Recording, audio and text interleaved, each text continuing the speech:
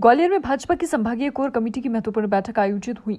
लोकसभा की तैयारी को लेकर आयोजित इस बैठक में ग्वालियर अंचल क्लस्टर प्रभारी और पूर्व मंत्री भूपेंद्र सिंह, अंचल के मंत्री और बड़े नेता शामिल हुए। बैठक के जरिए एक बार फिर जीत का खाका तैयार किया गया।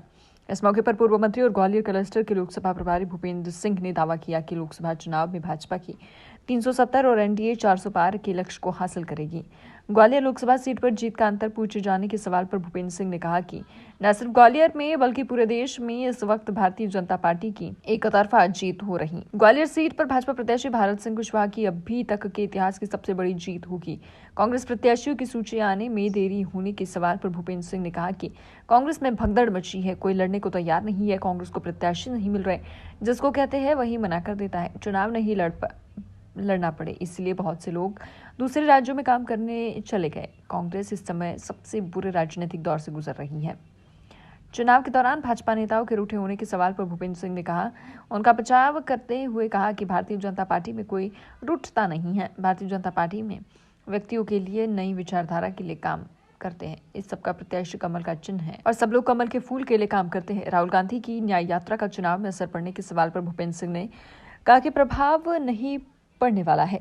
राहुल गांधी की यात्रा का कोई एजेंडा और इम्पैक्ट नहीं है। लोग ये भी जानते हैं कि यात्रा का कोई औचित्य नहीं है, इसलिए कोई इम्पैक्ट पड़ने वाला नहीं है।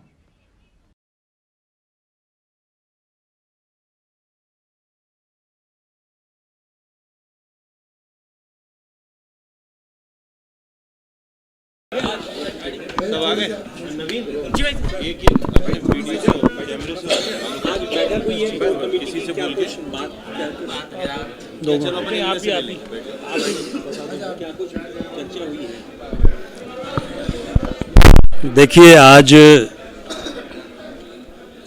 ग्वालियर लोकसभा क्षेत्र की हमारी कोर समिति की बैठक अभी संपन्न हुई है और कोर समिति की बैठक में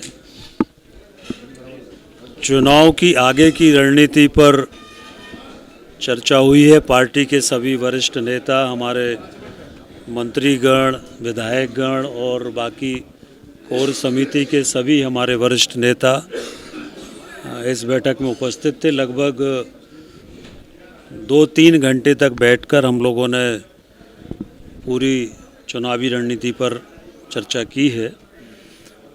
पार्टी के जो आगामी कार्यक्रम है, हमारे प्रत्येक कार्यकर्ता को 10 दिन एक बूथ पर देना है, उसके कार्यक्रम निश्चित हुए हैं। बाकी कार्यक्रम निश्चित हुए हैं। हमारे सभी विधानसभाओं के चुनाव कार्यालय कई जगह प्रारंभ हो गए हैं, कई जगह होना है, वो हो जाएंगे। और इसी तरह से विधानसभा स्तर पर और पूरे चुनाव की रणनीति बनी। पिछली बार 1 लाख आंकड़ा था जी, 1 लाख से अधिक था। इस बार क्या कुछ उम्मीदें हैं जीत की, कितना रहेगा मार्जिन? देखिए, इस समय न केवल ग्वालियर में बल्कि पूरे देश में एक तरफा जीत भारतीय जनता पार्टी की हो रही है। और जो माननीय मोदी जी ने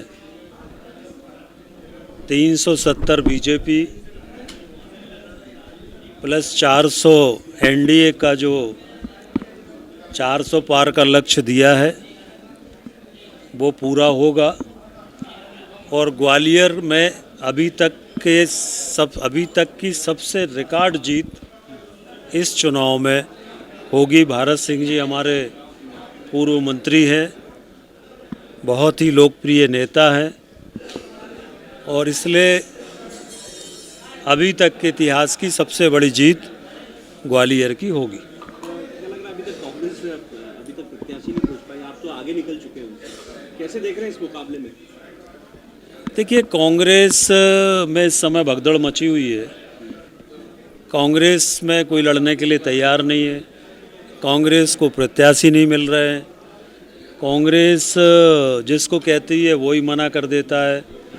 बहुत से लोग मध्य प्रदेश छोड़कर दूसरे राज्यों में काम करने चले गए कि यहाँ से चुनाव न लड़ना पड़े कांग्रेस से।